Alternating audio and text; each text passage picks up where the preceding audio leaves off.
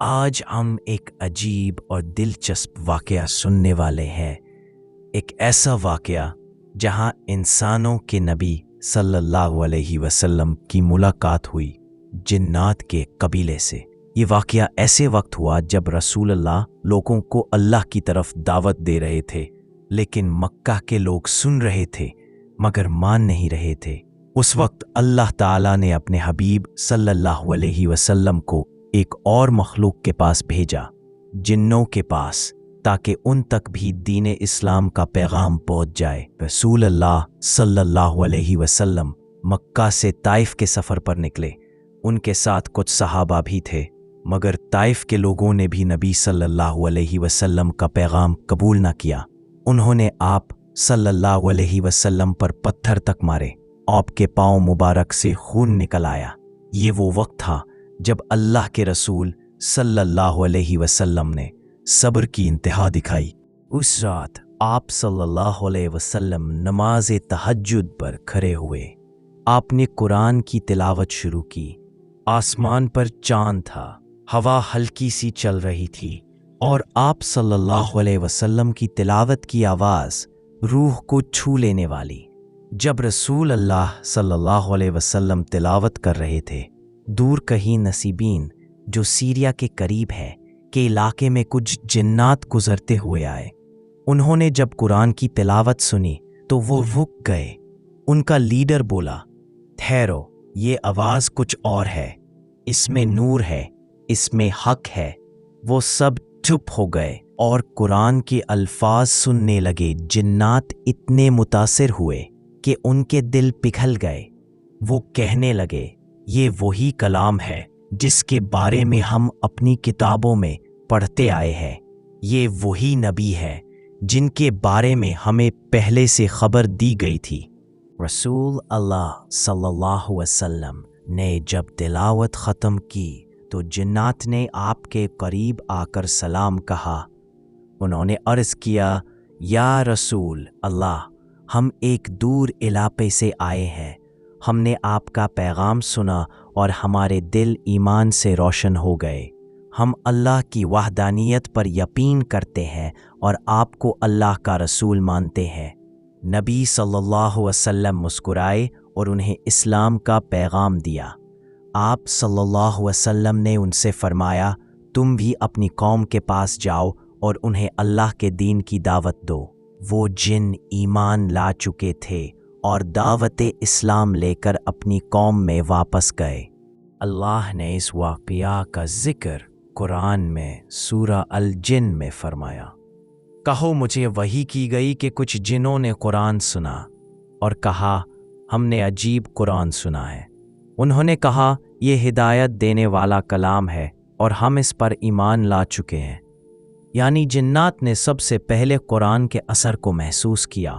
انہوں نے کسی شک کے بغیر اللہ اور رسول صلی اللہ علیہ وسلم پر ایمان لے آئے۔ جب وہ جن واپس گئے تو اپنی قوم کو بلایا اور کہا، اے میری قوم، ہم نے ایک ایسا کتاب سنی ہے جو موسیٰ کے بعد نازل ہوئی ہے، جو سچائی اور ہدایت سے بھری ہوئی ہے۔ وہ اللہ کا پیغام ہے اور اس کے رسول محمد صلی اللہ علیہ وسلم ہے۔ ان پر ایمان لاؤ ورنہ عذاب سے بچ نہیں سکو گے۔ ایسے ہی جنات کے قبیلے نے اسلام قبول کرنا شروع کر دیا۔ ان میں سے کچھ اب تک بھی اپنے علاقوں میں عبادت کرتے ہیں، اور ان کے بزرگوں نے اپنی نسلوں کو کہا، انسانوں سے دوستی رکھو، ان کا نقصان مت کرو، کیونکہ محمد صلی اللہ علیہ وسلم نے ہمیں دشمنی سے روکا ہے۔ رسول اللہ صلی اللہ علیہ وسلم نے اپنی امت کو فرمایا، جن بھی تمہاری طرح مخلوق ہیں، وہ کھاتے ہیں، ان کے گھر ہیں، ان کی نسلیں ہیں۔ اگر تم ان کے حقوق کا خیال رکھو تو یہ تمہیں نقصان نہیں پہنچاتے۔ آپ صلی اللہ علیہ وسلم نے کہا، جنوں کے لیے ہڈی اور گوبر مت چھوڑو، کیونکہ ان کا رزق اس میں ہے۔ سبحان اللہ، یہ اسلام کی خوبصورتی ہے کہ اس نے صرف انسان نہیں بلکہ جنت تک رحمت پہنچائی۔ رسول اللہ صلی اللہ علیہ وسلم کے بعد بھی کئی جن آتے رہے۔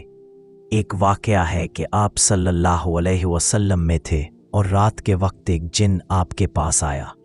उसने अर्ज किया, या रसूल अल्लाह, हमारी कौम में कुछ जिन ऐसे हैं जो गुनाहगार हैं, उन्हें हिदायत चाहिए। आप सल्लल्लाहु अलैहि वसल्लम ने उन्हें सूरह रहमान और सूरह जिन सिखाई। वो रोने लगे जब उन्होंने सुना, फ़बिअय्यि आलाई रब्बी की मा तुकज़्ज़िबान, तुम अपने रब की किन किन नेमतों को झूठलाओगे। जिन्नात रोने लगे और कहने लगे, या अल्लाह, हम तेरी कोई नेमत नहीं झूठलाते।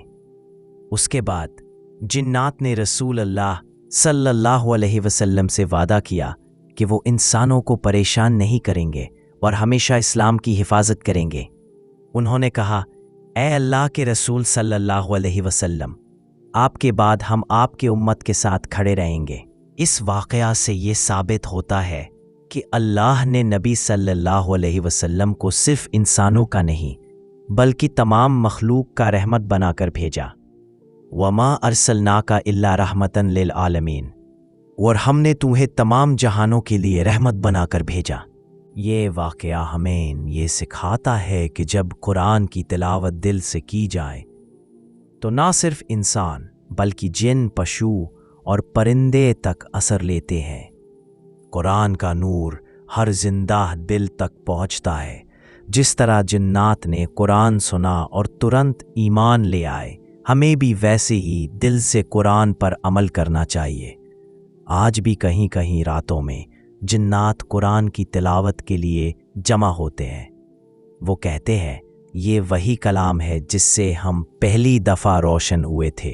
दोस्तों, मोहम्मद सल्लल्लाहु अलैहि वसल्लम और जिन का ये वाक़या सिर्फ़ एक रूहानी किस्सा नहीं बल्कि एक पैगाम है कि अल्लाह का दीन सब के लिए है, किसी एक मखलूक तक महदूद नहीं।